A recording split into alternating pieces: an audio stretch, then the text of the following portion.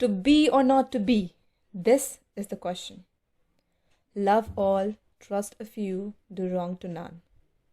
Be not afraid of greatness. Some are born great. Some achieve greatness, and some have greatness thrust upon them. If you look into the seed of time and says which grain will grow and which will not, speak then to me. If I lose mine honor, I lose myself.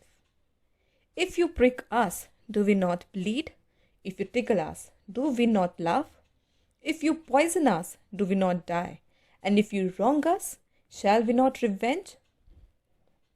It's not enough to speak, but to speak truth. These lines were composed by our legendary William Shakespeare. He has written a lot of work in his life. But what about his life? Where he came from? How he came into the field of literature? So let's learn about William Shakespeare. William Shakespeare was born in Stamford-upon-Avon in Warwickshire and born on 23rd April 1564. Well, historians को ये date confirm नहीं थी until उन्हें church के अंदर से बैप्टाइजेशन की certification नहीं मिला. Well, his baptization was held on 26 April 1564. बैप्टाइजेशन क्या होता है? बैप्टाइजेशन एक प्रोसेस होता है जब बेबी के बॉर्न होने के बाद जो थर्ड डे होता है उस दिन उसे होली वाटर में डिप किया जाता है एंड एक नेम दिया जाता है. That is baptization. His parents Mary and John Shakespeare. Well, John Shakespeare was a glover and he worked with leather. He has his own business. किसको पता था एक ग्लवर का बेटा बड़ा होके English dramatist, poet and will be considered as a synonym of literature, Bard of Avon and National Poet of England. Well, इतने सारे टाइटल हैं, राइट? इसका मतलब ये है कि बहुत सारी एजुकेशन होगी शेक्सपियर के पास. Let's see. He studies from King's New School Stanford. King's New School एक बेसिक सा स्कूल था जहाँ पे बाइबल, इंग्लिश एंड लैटिन पढ़ाई जाती थी. He never went to universities. वो कभी यूनिवर्सिटी नहीं गए. He just had the potential to see the world and composed literature in his own way. At the age of 18, he got married with Anne Hathaway.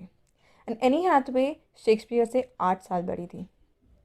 And इनकी जल्दी जल्दी शादी हुई थी 27 नवंबर 1582 को. इसके 6 महीने के बाद ही उनकी एक बेटी हुई थी जिसका नाम था सुज़ैना. He was baptized on 26 May 1583. मे भी शायद यही रीज़न था कि उनकी शादी बहुत जल्दी जल्दी हुई थी. ऑन 2 फरवरी 1585 को उनके ट्विंस हुए थे जूडिथ एंड हैमलेट. उनका बैप्टाइजेशन हुआ था. वेल, हैमलेट वर्ड से आपको एक चीज़ याद आ रही होगी, that is Hamlet. Well, Hamlet Shakespeare की एक बहुत फेमस प्ले है. लोग मानते हैं कि ये प्ले हैमलेट से यानी कि उनके बेटे के नाम से इंस्पायर्ड है.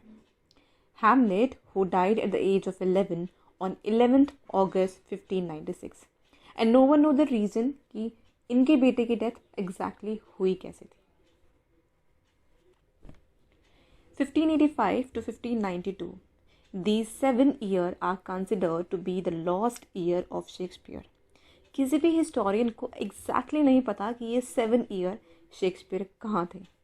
Some says that he left Stanford and went to London.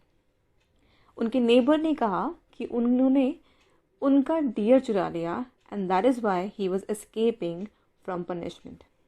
Some says he was working as a schoolmaster. Some people says that he changed his name to Shakeshaft.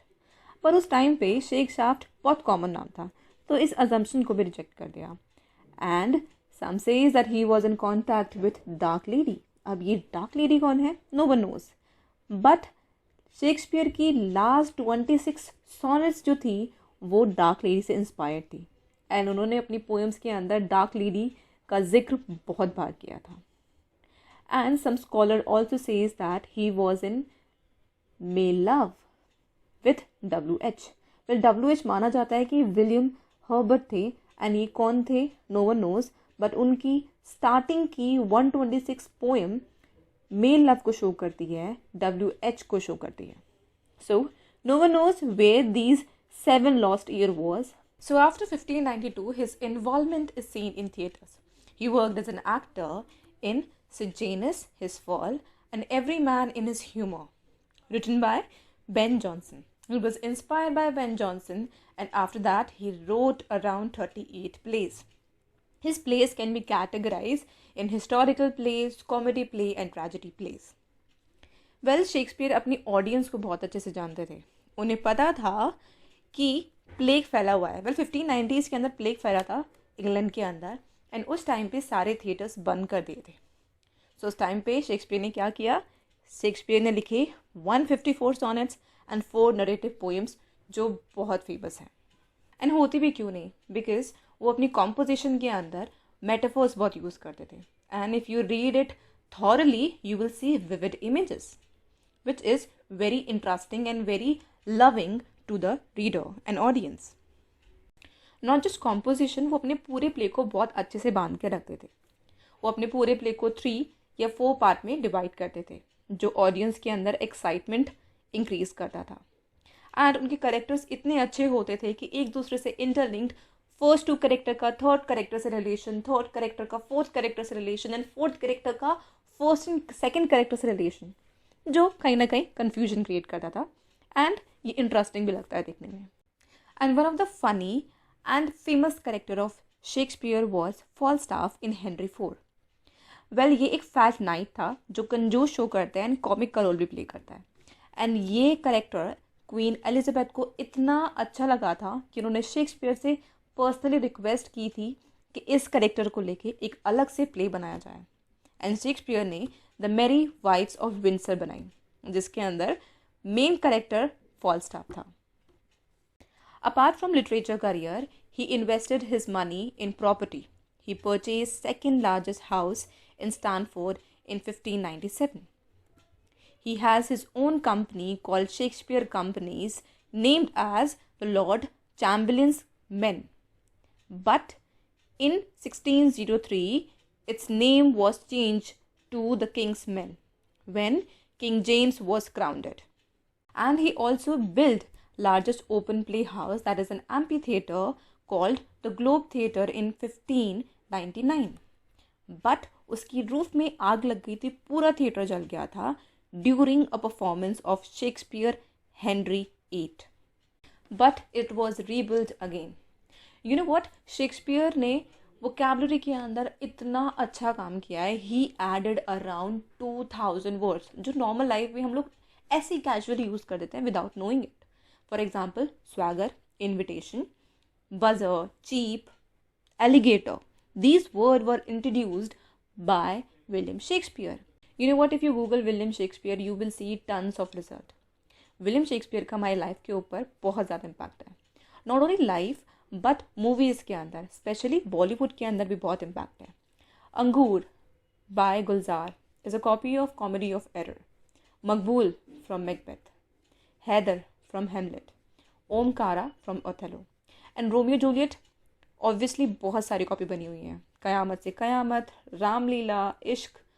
There are infinite number of copies of Romeo and Juliet. Not only Bollywood but Hollywood के अंदर भी बहुत impact है William Shakespeare का.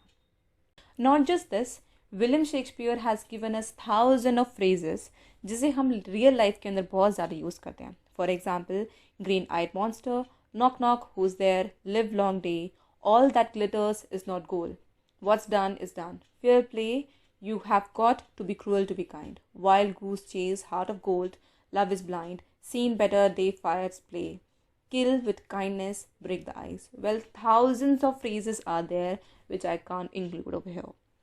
On April 23rd, 1616, he died in his hometown Stanford at the age of 52.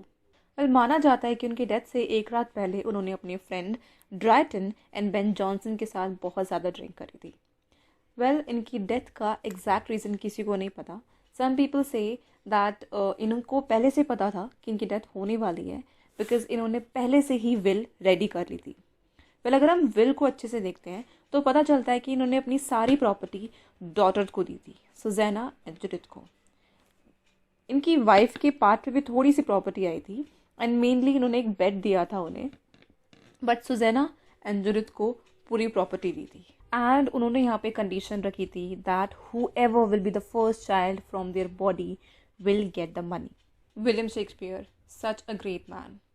You know, I want to add a lot of point over here, but due to time restriction, I just shortlisted some important point. Such a great man, such a great personality, and such a great work.